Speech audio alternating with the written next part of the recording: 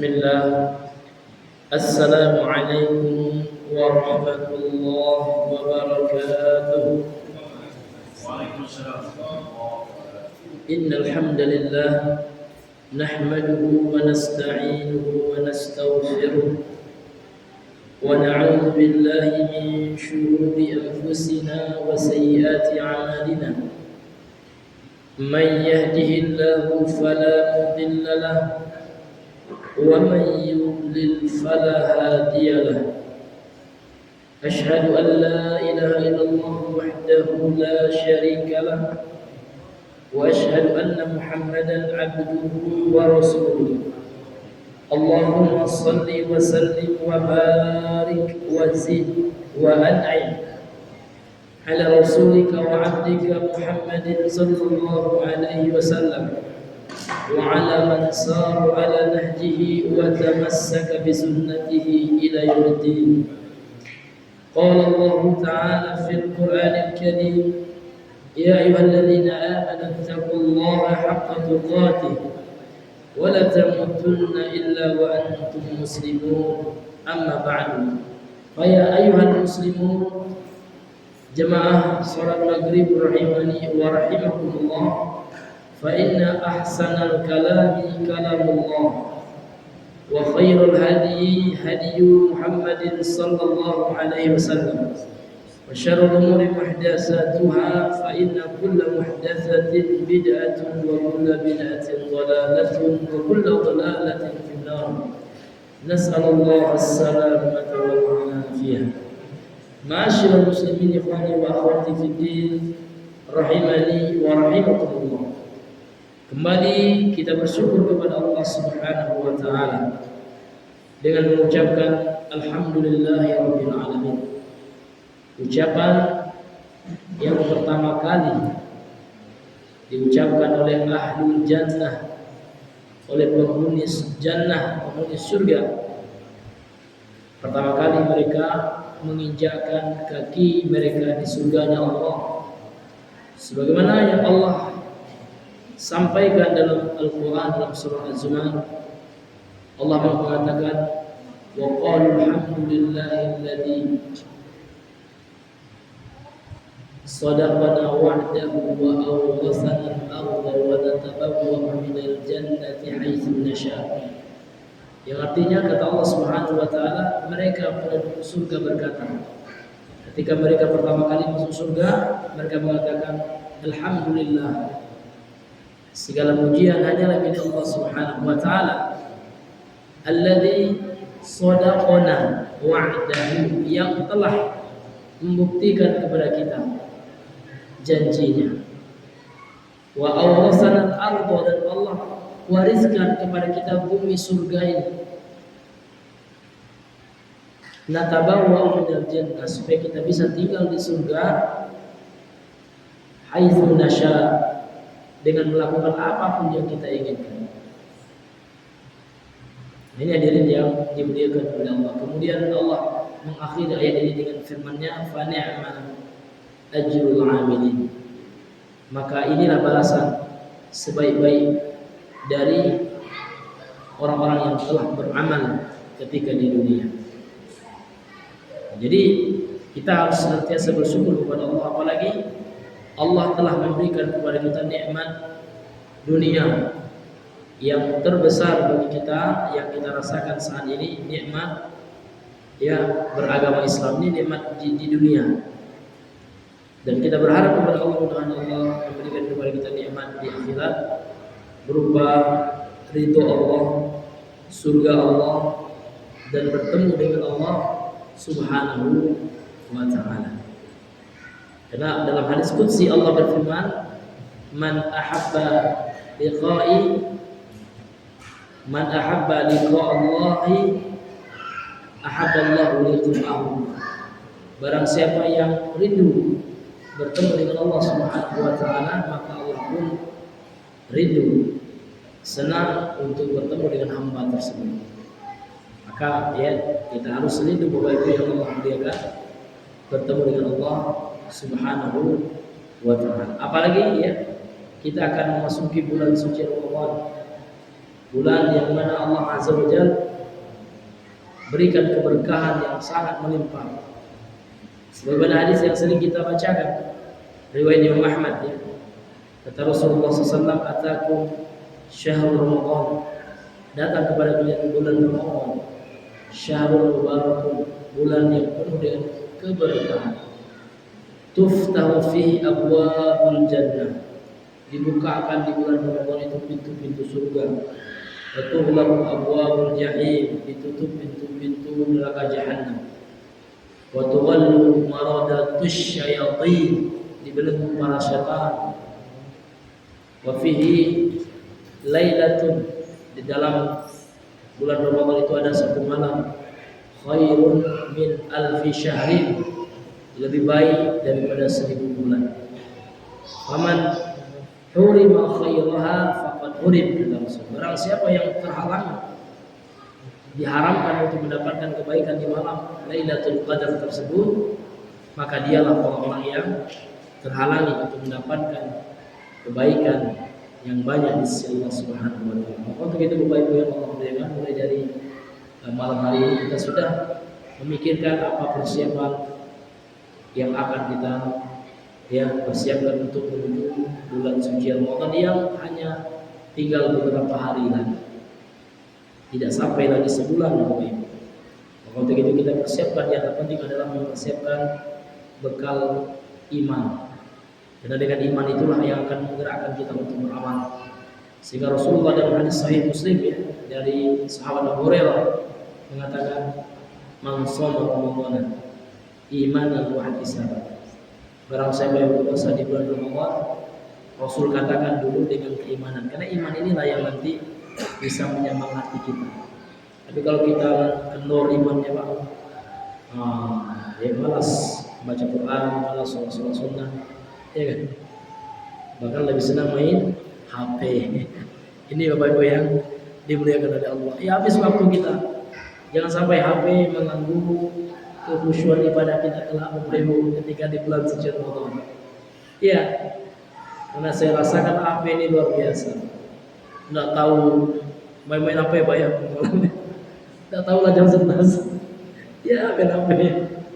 Tapi kalau kita baca kurang lama kali waktunya Pak ya. Masa sudah baru selembar ngantuk gitu ya. Tapi giliran ke HP Pak, berjam-jam enggak terasa. Maka berkah Al-Quran itu Pak. Kalau berkahnya Al-Quran itu Pak, kita merasakan lamanya waktu ya. Tapi kalau sialnya HP, enggak terasa gitu. Rupanya sudah berjam-jam kita main HP itu. Itu Pak, saya pribadi juga pernah merasakan la ilaha illallah ya. Rugi kita Pak ya. Tapi Al-Quran memang berkah. 2 lembar aja kita baca Al-Quran Pak ya, kayak lama kali ya kan. Itulah keberkahan Al-Quran itu ya. Waktunya terasa berharga betul ya kan.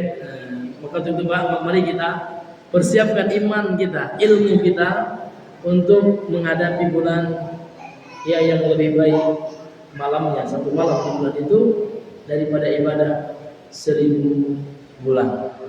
Kemudian salawat dan salam kepada Rasul kita tercinta Muhammad sallallahu alaihi wasallam. Allahumma salli ala Muhammadin wa ala alihi wa sahbihi ajmain. Baik Bapak Ibu, kembali kita melanjutkan kajian kita. Kita masih di dalam kajian pembacaan dan penjelasan kita Syarhul Usulis Salasah, penjelasan 3 dasar dalam agama. Ini judul kitab kita, yaitu kitab Syarhul Al-Usul As-Salasah. Baik. Jadi ya seperti biasanya Pak, kitab ini akan dibantu dibacakan oleh saudara kita ya akhi Alan, Mas Rafiq dan Bang Firdaus ya. Tafadhal akhi Alan. Bismillah.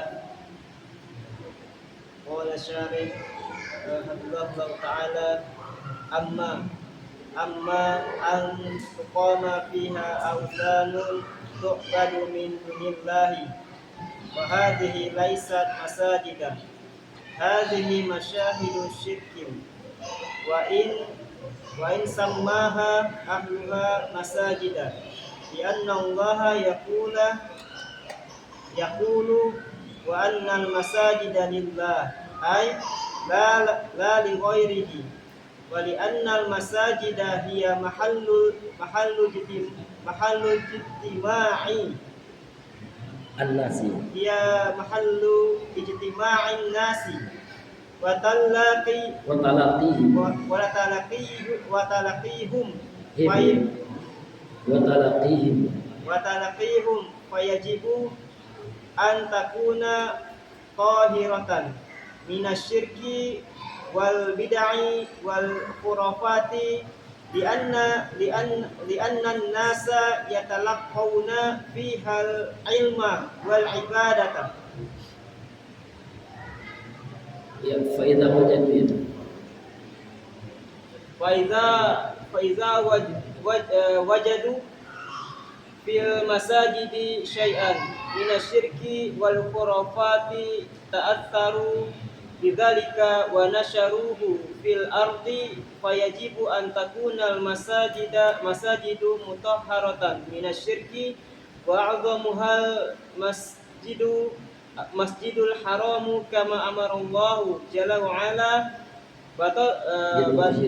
bi tathhirihi. Qala ta'ala a'udzu billahi minasy syaithanir rajim wa id bawwa'na li ibrahima makanal baiti an alla tusyrik bi syai'aw wa tahhir baitiyal lit-ta'ifina wal qa'imin war ruk'is sujud. Tahhirhu min madza tahhirhu minasyirki wal bid'ah wal khurafati kama annahu aidan yutahharu minan najasati wal qadurati. Nah, syukur jazakallahu khairan. Terima kasih banyak kepada akhi Alan yang telah membacakan untuk kita. Baik. Qala asy-syarihu hafizahullah taala. Berkata pensyarah kitab Asy-Syaikh Shalih Al-Fauzan, mufti Mamlakah Saudi Al-Arabiyah As-Saudiyah. Beliau pensyarah kitab ini sekarang adalah seorang mufti besar ya di negara Saudi Arabia. Jadi pembahasan ini masih terkait pada pembahasan yang sebelumnya Bapak Ibu, yaitu tentang firman Allah surah Al-Jin ayat 18. Apa kata Allah? Apa firman Allah dalam surah Al-Jin ayat 18 itu? Allah berfirman, wa annal masajida lillah. Dan sesungguhnya masjid-masjid itu milik Allah. Jadi masjid itu milik Allah. Baitullah, rumah Allah. Maka kalau masjid adalah milik Allah, maka kita harus ya mengagungkannya. Kita harus menjadikan masjid itu adalah tempat yang paling spesial dalam hati kita. Karena rumah pencipta kita kan. Fala tad'u, maka janganlah kalian berdoa ma'allahi bersama Allah ahadan kepada seorang pun. Jadi tidak boleh kita berdoa kepada seorang pun bersama Allah. Artinya ada orang yang berdoa kepada Allah ya juga, berdoa kepada saya Allah ya juga. Itulah yang disebut syirik dalam berdoa. Dia telah mempersekutukan Allah dalam doa. Baik, sekarang kita masuk perkataan daripada pensyarah kitab ini. Qala asy-syari'u hafizahullah, amma an tuqama fiha awsadan. Adapun didirikan atau dibangun di atasnya, yakni di atas masjid tersebut berhala-berhala. Tu'badu min dunillahi, yang disembah selain Allah. Apakah ada berhala didirikan di rumah Allah? Ada. Sebelum Nabi Muhammad diangkat menjadi Rasul, di Ka'bah itu banyak Latah, Uzza, banyak berhala-berhala orang-orang Arab jahiliyah. Orang-orang kafir Quraisy meletakkan berhalanya di Ka'bah yang mereka sembah selain Allah. Barulah ketika Nabi diutus oleh Allah menjadi Rasul, menyampaikan tauhid ya, dan ketika Nabi membuka kota Makkah, maksudnya menaklukkan kota Makkah, Fathul Makkah, maka Nabi menyuruh para sahabatnya untuk membersihkan ya berhala-berhala yang ada di Ka'bah tersebut. Kemudian Nabi menyuruh para sahabatnya juga untuk melakukan beberapa hal, di antaranya semoga dalam Sahih Muslim ya. Ya, Nabi menyuruh kepada Ali bin Abi Thalib, "Ya Ali, la tada qabran musyrifan illa sawaitahu." Janganlah engkau melihat ada kuburan yang dibangun, ditinggikan, orang ngalap berkah di kuburan itu, kecuali kuburan itu engkau ratakan. Ini dalam Sahih Muslim ya. Wala suratan, dan tidaklah engkau temui ada patung illa qamastaha, kecuali engkau ya hancurkan patung tersebut. Ini boleh Pak, karena Nabi waktu itu sebagai seorang pemerintah, presiden lah kalau di negara kita, pemegang tampuk kekuasaan tertinggi waktu itu. Boleh. Tapi kalau seandainya kita sekarang, tidak boleh kita langsung semuanya menghancurkan patung yang ada di tempat peribadahan kaum musyrik, ya seperti di gereja, di candi, di kelenteng gitu ya. Harus mendapat mandat dari pemerintah. Kalau pemerintah kita tidak menyuruh, jangan kita lakukan. Di masa Nabi memang ketika Islam kuat, ketika Islam telah menguasai Jazirah Arab ketika itu, maka Nabi memang membersihkan Jazirah Arab dari patung-patung yang digunakan oleh orang-orang musyrik untuk mempersekutukan Allah Subhanahu wa taala. Bapak Ibu yang dimuliakan Allah. Kemudian kata beliau, amma an tuqama fiha awsadan tu'badu min dunillah. Adapun dia didirikan di atas masjid itu berhala-berhala yang disembah selain Allah. Fa hadhihi laysat masajidu. Ini tidak dianggap masjid ya. Ya, masjid yang ada berhalanya. Ketika ada berhala ini mengotori masjid itu, maka harus dibersihkan. Hadhihi masyahidu syirkin, ini adalah pemandangan kesyirikan. Iya, yang banyak patungnya. Wa in sammaha ahluha annaha masajid. Walaupun ya orang yang mendirikannya, yang membangunnya menamainya dengan masjid, namun kalau seandainya ada patung-patung berhala yang disembah selain Allah di tempat itu, maka ini tidak layak dikatakan masjid. Ini Bapak Ibu yang Allah. Kemudian Allah berfirman tadi dalam surah Al-Jin itu, Allah mengatakan wa annal masajida lillah, sesungguhnya masjid itu milik Allah, yaitu maksudnya la li ghairihi, masjid itu tidak untuk selain Allah, hanya untuk berjamaah untuk Allah. Wa li annal masajida hiya, karena sesungguhnya masjid itu dia adalah mahallu ijtima'in nas, tempat berkumpulnya manusia, terutama orang-orang yang sholat. Wa talaqtihim, dan tempat manusia saling bertemu. Jadi kalau seandainya kita ingin buat ajang solidaritas, ajang untuk memperkuat hubungan sosial antar warga, maka caranya adalah masjid. Iya. Maka warga-warga kita suruh ke masjid supaya kita bisa memperkuat sosial di antara sesama warga di masjid ini. Ini Bapak Ibu yang dimuliakan oleh Allah Subhanahu wa taala. Karena masjid ini adalah tempat selain untuk memperbaiki hablum minallah, masjid juga tempat untuk memperkuat hablum minannas, ukhuwah Islamiyah di antara kaum muslimin. Tapi kalau seandainya kaum muslimin sudah meninggalkan masjid, ya, bagaimana mungkin Allah akan memperkuat ya hubungan mereka? Karena hubungan sama Allah saja tidak mereka jalin.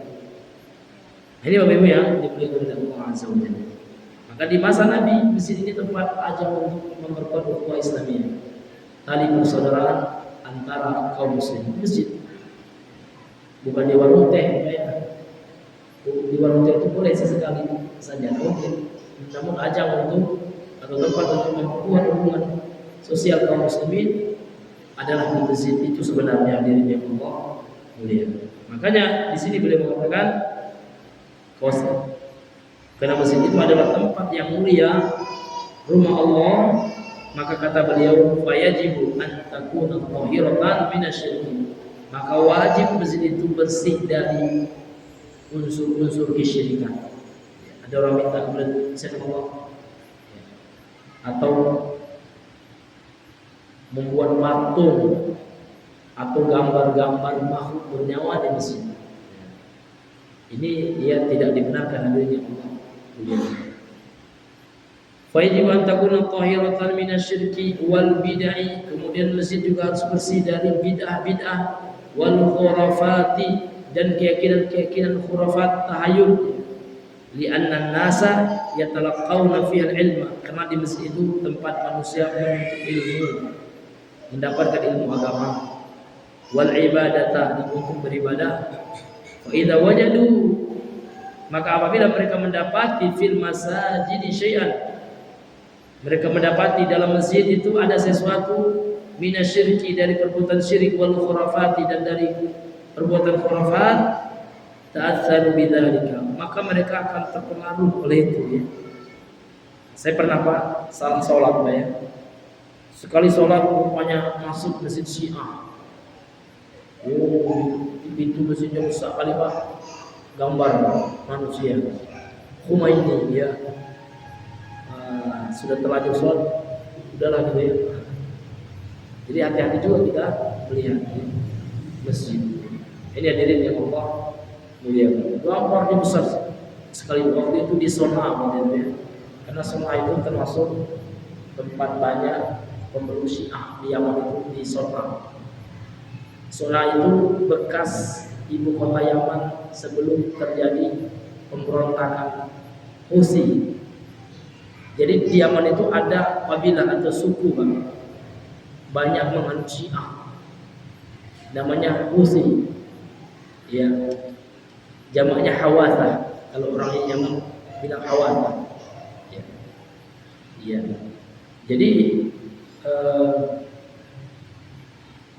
ulamanya itu Pak, itu lulusan Al-Qum, bukan Al-Um Pak ya. Kalau Al-Um itu Qur'an, ini Al-Qum. Al-Qum ini Pak di Tehran, di Iran. Jadi mereka itu orang Syiah, Bapak Ibu yang dimuliakan, ada prinsip dalam rukun Islam Syiah itu Pak. Kalau kita kan 5 ya. Kalau rukun Islam Syiah itu tambah 1. Ini bisa Bapak lihat di Google, di mana bisa jadi referensi Syiah. Tambah 1, imamah, kepemimpinan. Jadi Syiah itu Pak menganggap tidak sah Islamnya seseorang kalau tidak mengakui khalifah pertama itu Ali katanya. Abu Bakar mereka anggap telah mengkhianati dan mengambil haknya Ali dengan ini. Kemudian siapa lagi pemimpin dunia itu dari keturunan Ali? Maka ada Isna Asy'ariyah, di mana ada 12 imam ya, anak keturunan Ali, Hasan Husain, kemudian anaknya Hasan Husain, anaknya lagi sampai 12 imam. Dan orang-orang yang mereka anggap punya keturunan Nabi ya, Ahlul Bait. Karena mereka menganggap Khomeini itu Ahlul Bait. Mereka lah yang mereka yakini berhak untuk memimpin dunia. Sehingga dimanapun ada Syiah, mereka akan ada doktrin untuk berupaya menggulingkan pemerintah yang sah. Dan telah terjadi di Yaman. Pemerintah yang sahnya waktu itu Abdul Rabbul.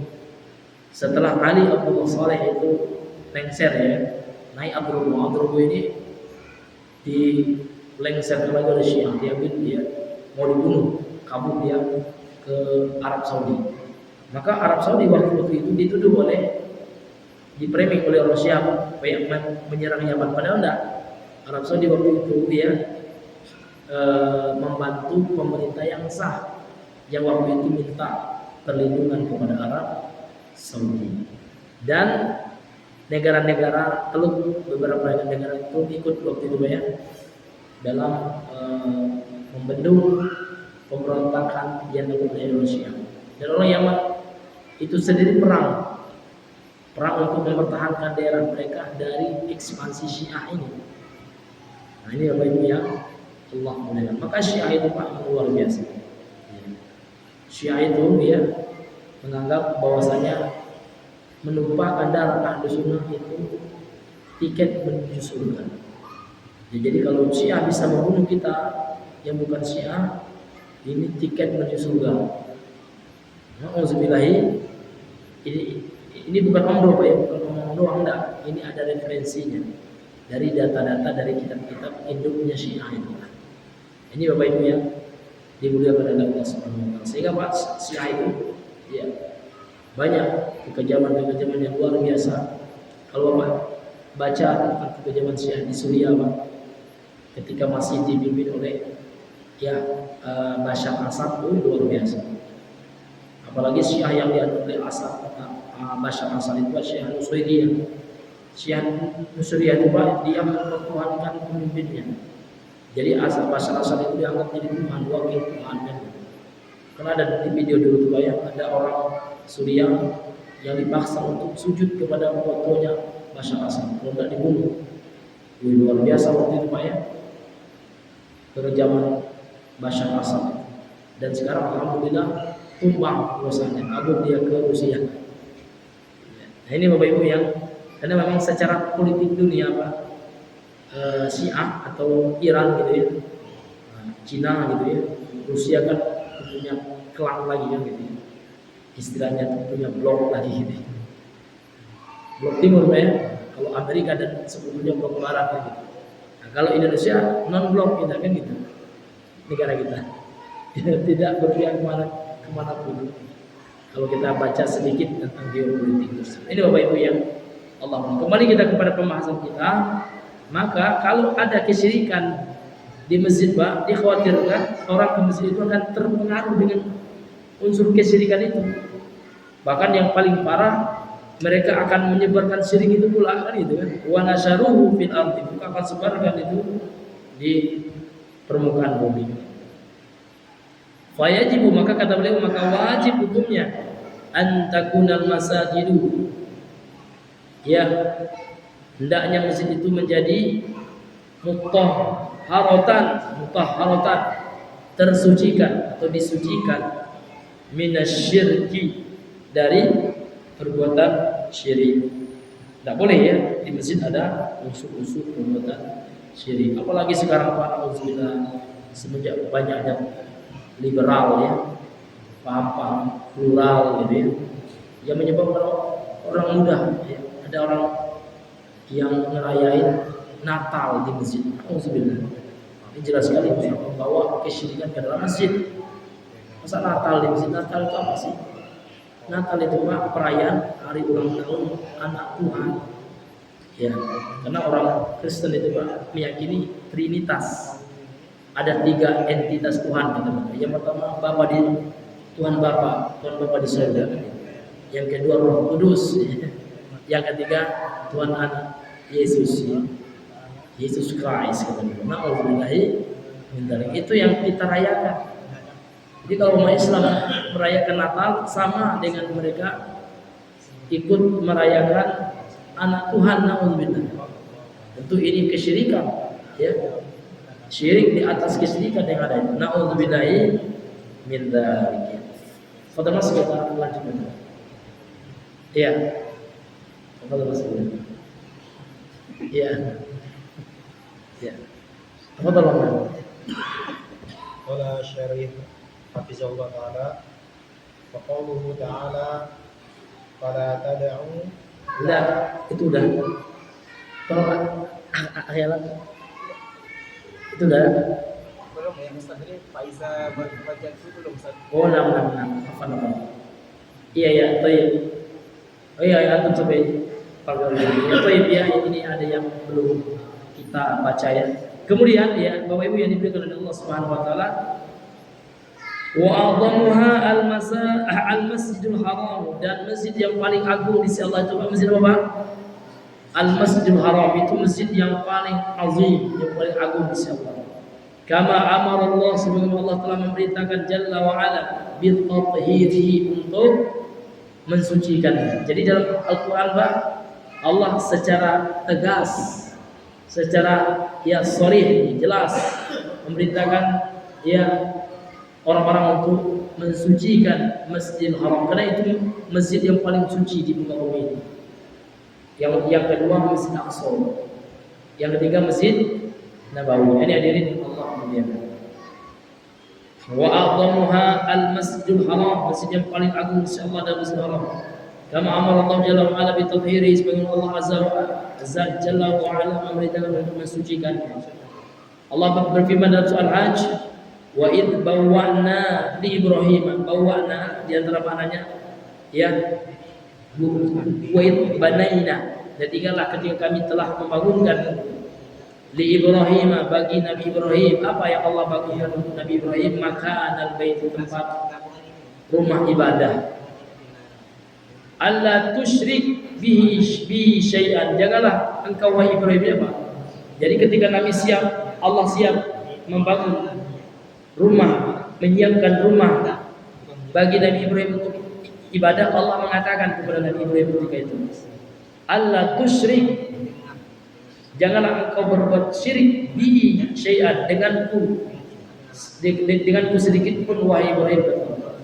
Wa tahhir, dan bersihkanlah wahai Ibrahim, kata Allah, baitiya, rumahku ini, yakni Masjidil Haram itu Mekah, Baitullah, Ka'bah, lil qaifin, bagi orang yang tawaf, wal qaimin, bagi orang yang berdiri salat, war ruk'i sujud, orang yang salat juga, orang yang rukuk dan sujud. Ini dalam surah Al-Hajj ayat 25, 26. Jadi tegas sekali, jelas sekali dalam ayat ini Pak, Allah memberitakan Nabi Ibrahim, walaupun ayat ini asbabun nuzulnya, sebab turunnya, ya, ceritanya, kronologisnya menceritakan tentang Nabi Ibrahim, namun perintah Allah ini umum.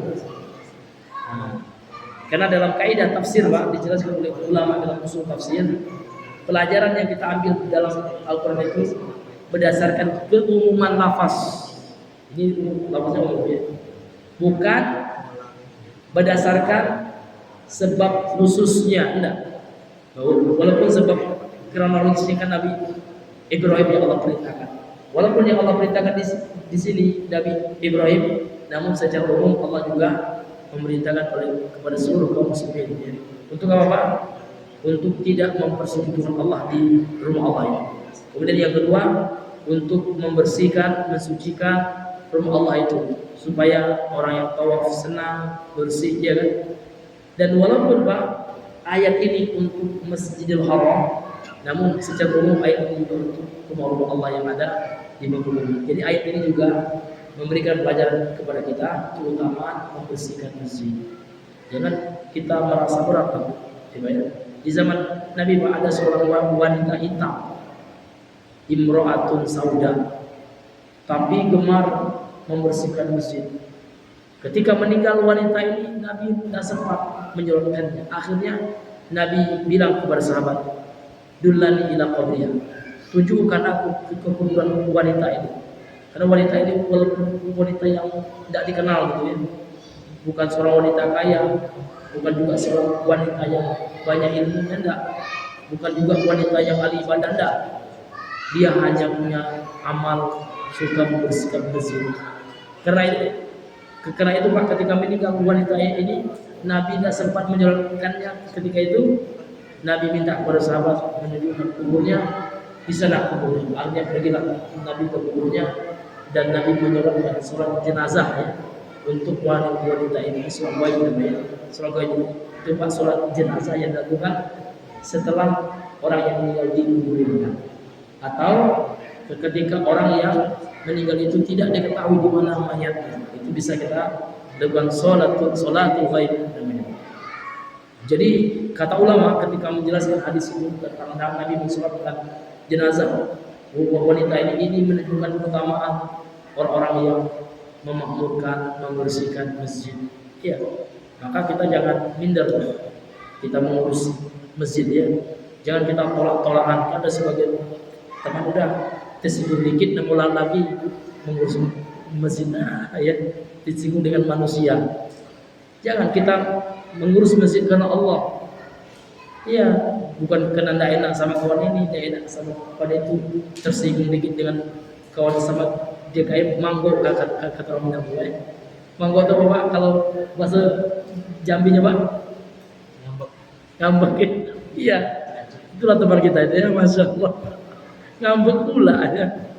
Jangan kita mengharapkan luar biasa. Ini wanita ini, Pak, bukan ahli ibadah. Bukan biasa aja ibadah yang wajib-wajib aja udah ada. Bukan pula dia ahli ilmu, Pak. Tidak ada dia berikan hadis dari Nabi. Dia bukan Abu Hurairah, bukan Aisyah, bukan Anas bin Malik, 3 sahabat yang banyak menyampaikan hadis. Nah, cuman dia gemar membersihkan masjid. Itulah ibadah yang dia lakukan. Ketika dia meninggal, Nabi sedih sekali gitu. Ini wanita bagi Nabi banyak jasanya, walaupun hanya membersihkan masjid. Maka tentu Pak, jangan kita hitung-hitungan lah ya. Jangan kita merasa ya rugi lah ketika jangan merasa habis lah ya ketika membersihkan dan merawat masjid. Besar pahalanya. Karena yang kita rawat itu rumah Allah. Kalau mau presiden Pak, ya akan dikasih apresiasi kita Pak ya. Door prize sama presiden ini dari rumah Allah. Ya kan? Untuk menyambut tamu Allah supaya orang senang sholat. Ketika orang nak beol Pak ya, buang air, WC-nya wangi, bersih, Masya Allah. Ketika nyaman jemaah di masjid itu melihat masjidnya bertambah nanti pahala orang yang bersihkan masjid itu luar biasa. Ini hadirin yang Allah muliakan. Kemudian kata beliau, taharahu min madza?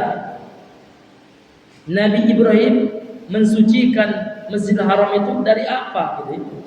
Taharahu min madza? Taharahu minasyirki. Beliau bersihkan dari kesyirikan. Iya. Wal bid'ah, dari bidah-bidah. Maka Pak, jaga masjid kita dari bidah. Bidah itu kotoran juga Pak, yang merusak ibadah kita. Wal khurafat, dan dari keyakinan tahayul, khurafat. Kama annahu aidan yutahhir minan najasati wal qadhurat. Sebagaimana juga Nabi Ibrahim membersihkan Baitullah Ka'bah itu ya, minan najasati, dari najis-najis, wal qadhurat, dan dari ya sesuatu yang menjijikkan ya, kotoran-kotoran termasuk qadhurat ya. Baik. Qadhurat ya, dan Qala Syarif Hafizahullah wa qawluhu ta'ala fala tad'u la nahiyatun wa tad'u fi'lun mudhari'un majzumun. Masya Allah. Bi lan nahiyati wa alamati jazmihi hadfun nuni. Iya, Masya Allah. Lianna aslahu tad'una fadakhala alaihi al-jazimu wa huwa lan nahiyah. Iya, satu paragraf ya sampai ini. Iya. Baik, kemudian kata beliau qala syarihu hafizahullah taala. Fa qauluhu taala fala tad'u. Iya. Maka yang artinya Pak, maka janganlah kalian berdoa. Kemudian di sini Pak beliau menjelaskan kepada kita ya tentang salah satu ya faedah lughawiyah. Iya, tentu yang menjelaskan ini Pak orang yang pernah belajar bahasa Arab. Pada itu bingungnya apa kan gitu ya. Baik ya, dalam ayat ini Pak Allah menggunakan hukum lam. Fala, ada hukum lam Pak ya. Maka lam di sini kata ulama bahasa Arab namanya lamun nahiyah. Lam yang artinya melarang. Janganlah kalau bahasa kita. Ya. Kemudian masuk ke dalam fi'il mudhari' tad'u. Nah, makanya di sini i'rabnya tad'u itu adalah fi'lun mudhari'. Dia adalah fi'il mudhari', i'rabnya apa? Majzum dia. Kenapa dia majzum? Karena ada tujawazim. Jazim, yaitu huruf lam itu. Bila min nahiyah, lam nahiyah itulah yang memajzumkan. Kalau kita nggak belajar nahwu kan pusing apa memajzumkan kan itu ya. Nah ini salah satu i'rab. Jadi i'rab itu ada 4, 3 khusus kepada fi'il, 3 khusus kepada isim. Dan ini Pak, untuk Bapak paham ya Bapak harus belajar dulu dasar-dasar nahwu kita. Iya. Kemudian apa tanda jazmnya gitu ya? Wa alamatu jazmi, dan tanda jazmnya adalah hasbun nun. Kenapa? Karena dia termasuk al-af'alul khamsah.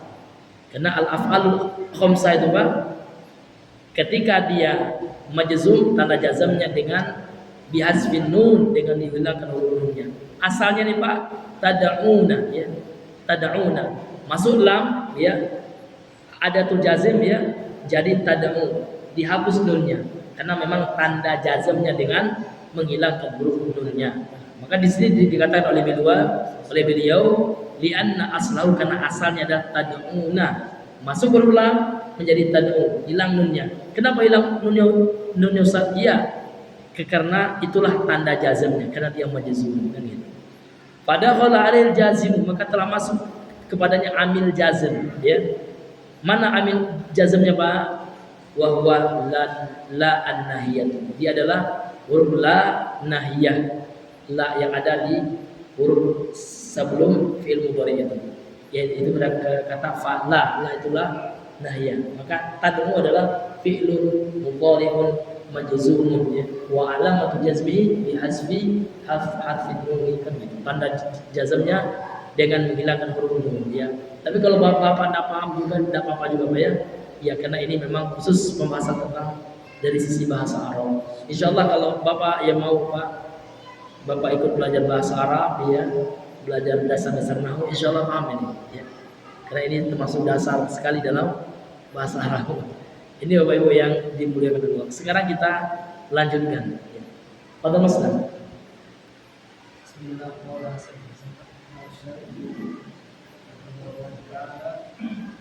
فلا تدعوا أيها الناس مع الله أحدا لا تستغيثوا بأحد مع الله كأن يقول يا الله يا محمد يا الله يا عبد القادر أو يقول يا عبد القادر يا محمد أو ما أشبه ذلك فإن الله لا يرضى بذلك ولا يقبل.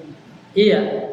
Kemudian beliau mengatakan fala tad'u ayyuhan nas, jangan kalian menyeru berdoa wahai sekalian manusia ma'allahi ahadan, bersama Allah dengan seorang manusia pun tidak boleh. La tastaghitsu bi ahadin ma'allah, jangan kalian beristighosah memohon diangkatnya musibah dengan seorang pun bersama Allah. Kayyakula, seperti seseorang berkata ya Allah, dia menyeru Allah, berdoa kepada Allah ya Allah, tapi dia juga menyeru kepada manusia selain Allah. Ya Muhammadu, inilah tasyiriknya Pak. Maka tidak boleh di masjid itu kita memohon, meminta, berdoa bersama Allah dengan selain Allah. Kalau kita minta ya Allah saja, jangan kita bilang ya Muhammad gitu. Atau ada orang yang mengatakan ya Allahu, kemudian dia mengatakan juga ya Abdul Qadir, wahai Syekh Abdul Qadir, tolong kami syirik Pak. Atau dia mengatakan ya Abdul Qadir, ya Muhammadu, wahai Abdul Qadir, wahai Muhammad ya, minta dia kepada manusia selain Allah. Au ma asbah dzalika, atau yang menyerupai hal itu. Fa innallaha, kana Allah, sesungguhnya Allah la yarda, tidak ridho bizalika, dengan perbuatan seperti itu, wala yaqbalu, dan Allah tidak akan menerimanya. Ini Pak ya. Ini diantara contoh perbuatan syirik di masjid. Contohnya Bapak, orang berdoa meminta beristighosah pada selain Allah. Baik itu kepada Nabi Muhammad, kepada malaikat, siapapun selain Allah tidak boleh. Karena Allah mengatakan dalam surah Al-Jin ayat 18, wa annal masajida lillah fala tad'u ma'allahi ahadan. Jelas sekali Pak ya. Sesungguhnya masjid itu milik Allah. Janganlah kalian menyeru berdoa bersama Allah dengan seorang pun dari makhluk-makhluk Allah. Nabi makhluk Allah, malaikat makhluk Allah, orang soleh makhluk Allah. Maka jangan kita berdoa kepada mereka, hanya berdoa kita kepada Allah. Itulah aplikasi dari firman Allah, iyyaka na'budu wa iyyaka nasta'in. Hanya kepada Engkau ya Allah saja kami beribadah, dan hanya kepada Engkau sajalah ya Allah kami mohon pertolongan. Tidak boleh kita meminta pertolongan kepada orang yang telah mati, walaupun dia orang soleh, bahkan walaupun sekalipun dia nabi. Wallahu ta'ala alam bisawab. Mas waktu banyak ya, karena sudah masuk waktu isya, maka kita cukupkan pembahasan kita di malam hari ini sampai di sini. Mudah-mudahan yang sedikit ini Bapak Ibu bisa bermanfaat bagi kita semua, terutama bagi kami yang menyampaikannya. Subhanallah bihamdika, asyhadu an la ilaha illa anta, astaghfiruka wa atubu ilaika. Assalamualaikum warahmatullahi wabarakatuh.